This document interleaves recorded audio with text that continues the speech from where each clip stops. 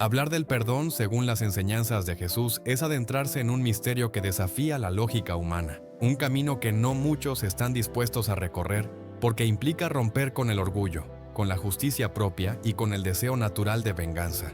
Jesús no habló del perdón como una opción ni como un consejo para quienes se sintieran capaces de practicarlo. Lo presentó como un mandamiento, una exigencia espiritual que revela la profundidad del amor de Dios en nosotros. Sin embargo, aunque las palabras de Cristo sobre el perdón se leen, se citan y hasta se predican en muchos púlpitos, pocos se atreven a llevarlas a la práctica en su totalidad, porque hacerlo requiere morir a uno mismo, soltar heridas que parecen imposibles de sanar y dar un paso que contradice la voz del corazón herido.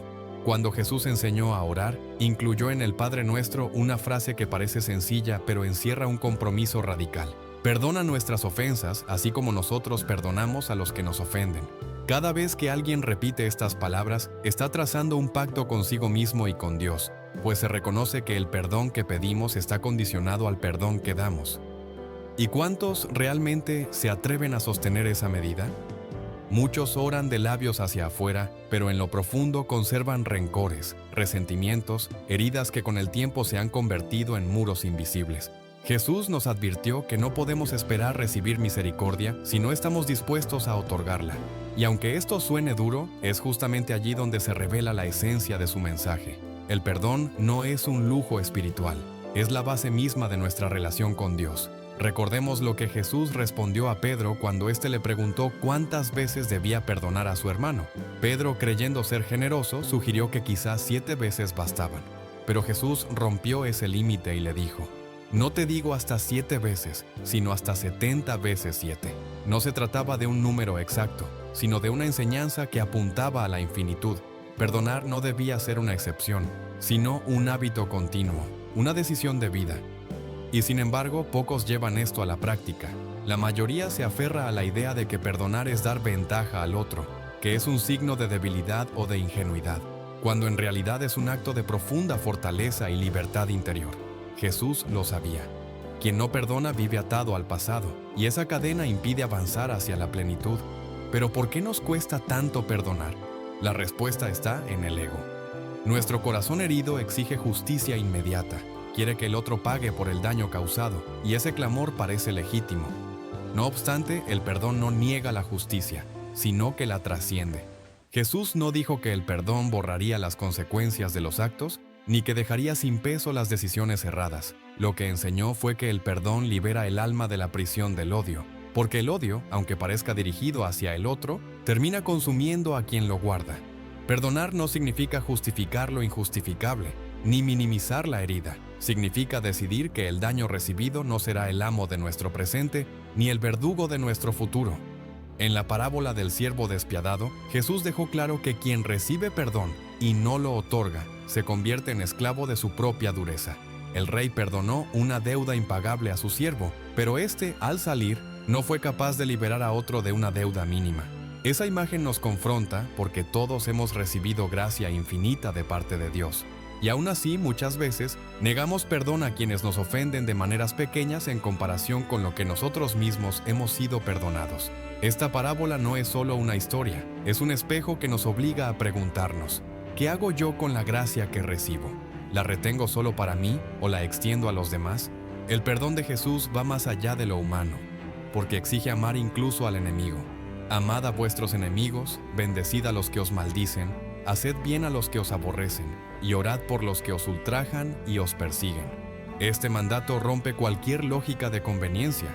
La mayoría está dispuesta a perdonar a un amigo que se equivoca, pero ¿quién perdona a un enemigo que hiere con intención? Jesús nos pide lo imposible, y lo hace porque sabe que solo en lo imposible se revela la gracia divina. Nadie puede amar a un enemigo desde sus propias fuerzas, pero sí desde el amor que Dios derrama en el corazón dispuesto. Perdonar al enemigo no significa aprobar su maldad, sino liberarse de la trampa del odio, porque el odio prolonga la herida, mientras que el perdón la transforma en una oportunidad de crecimiento espiritual. Imaginemos a Jesús en la cruz, con el cuerpo desgarrado y la voz entrecortada por el dolor, pronunciando las palabras más incomprensibles para la mente humana: Padre, perdónalos, porque no saben lo que hacen. Allí estaba el Hijo de Dios, justo y santo, pagando por la injusticia de todos, y aún así su oración no fue de venganza, sino de misericordia. Esa escena no es simplemente conmovedora, es el ejemplo más sublime de lo que significa perdonar. Cristo no esperó a que sus verdugos se arrepintieran, ni a que reconocieran su error. Él extendió el perdón de manera unilateral, enseñándonos que el perdón no depende del otro, sino de la decisión propia de amar más allá del dolor. Y sin embargo, ¿cuántos estamos dispuestos a perdonar antes de que el otro cambie? La realidad es que la mayoría de las personas condiciona su perdón a una disculpa previa, a una demostración de arrepentimiento o a una reparación del daño. Pero Jesús nunca puso esas condiciones. Su perdón fue anticipado. Fue un puente tendido incluso antes de que lo cruzaran. Y aquí yace la raíz del problema. No muchos están dispuestos a dar ese paso porque sienten que renuncian a su derecho. Pero ¿qué mayor derecho que vivir en paz? ¿Qué mayor justicia que no ser esclavo del resentimiento? El perdón no cambia el pasado, pero sí transforma el presente y abre el futuro. El perdón no excusa al culpable, pero libera al ofendido. Y en ese acto, quien perdona gana más que el perdonado. El perdón, cuando se vuelve un estilo de vida y no un acto aislado, transforma la manera en que percibimos incluso el sufrimiento más grande. Hay heridas que no sanan con un simple gesto, sino con una constancia que solo nace de la fe. Jesús no habló del perdón como un evento ocasional, sino como un hábito que debía ejercerse de manera continua, 70 veces 7, una y otra vez, hasta que el corazón aprendiera a soltar. Esta enseñanza parece inalcanzable, y lo es si se mide con criterios humanos, pero el Evangelio invita a ver más allá de lo posible. Perdonar sin medida no significa aceptar la injusticia, ni ignorar el dolor. Significa no dejar que el rencor se convierta en la voz que dirige nuestro destino. Es un acto de rebeldía contra la esclavitud emocional, una manera de elegir la paz aun cuando el mundo insiste en sembrar discordia. Algunos han encontrado en la oscuridad de una traición o en el eco de un abandono la oportunidad de comprender el verdadero poder del perdón. No porque la herida desaparezca de inmediato, sino porque el corazón deja de sangrar con cada recuerdo. Cuando alguien perdona, no borra lo ocurrido, pero cambia el significado que aquello tiene sobre su vida. Jesús mismo, en la cruz, nos mostró que el perdón no es debilidad, sino la mayor fortaleza posible, pues mientras los hombres se repartían su túnica y se burlaban de su dolor, Él pronunció: «Padre, perdónalos, porque no saben lo que hacen». Ningún acto de poder humano puede compararse con esa frase que desarma el odio más feroz. La grandeza de Cristo no se mostró en la multitud que lo aclamaba, sino en la calma con la que, en su agonía, escogió liberar de la culpa a quienes lo condenaban. Hay quienes piensan que perdonar significa perder dignidad, pero es todo lo contrario.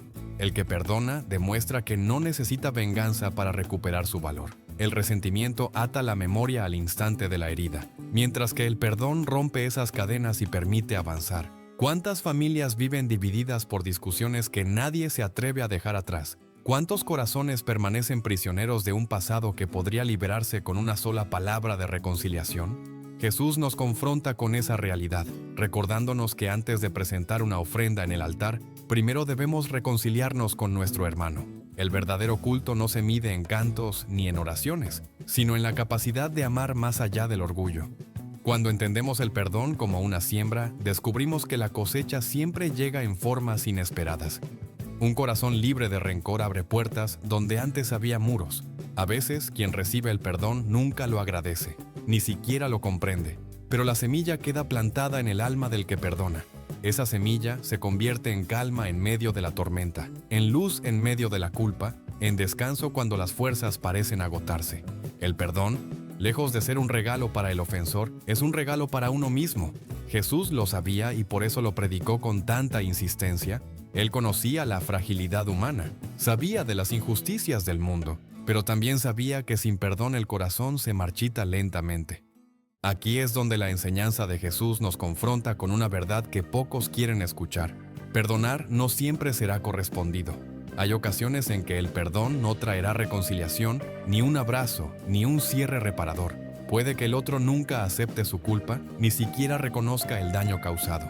Y sin embargo, el perdón sigue siendo necesario, porque no depende de la respuesta ajena, sino de la libertad interior de quien lo concede.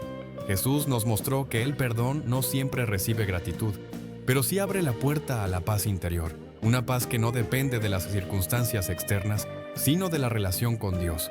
Además, el perdón nos prepara para enfrentar la vida con un corazón más fuerte. La amargura debilita, desgasta y roba energía, mientras que el perdón oxigena el alma, renueva la mente y nos hace más resilientes. Quien perdona aprende a no dejar que las heridas definan su identidad, sino que las convierte en testimonio de superación.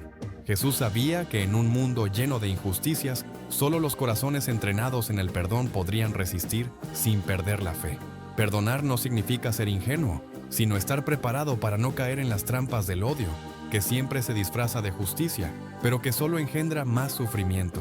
Y quizás lo más impactante es que el perdón tiene un efecto transformador en quienes lo reciben, aun si al principio no lo entienden. Un acto de perdón puede sembrar remordimiento en un corazón endurecido, puede despertar conciencia en quien parecía indiferente, o incluso puede abrir el camino a una reconciliación que parecía imposible. No siempre veremos esos frutos de inmediato, pero cada perdón dado deja huellas invisibles que tarde o temprano producen fruto.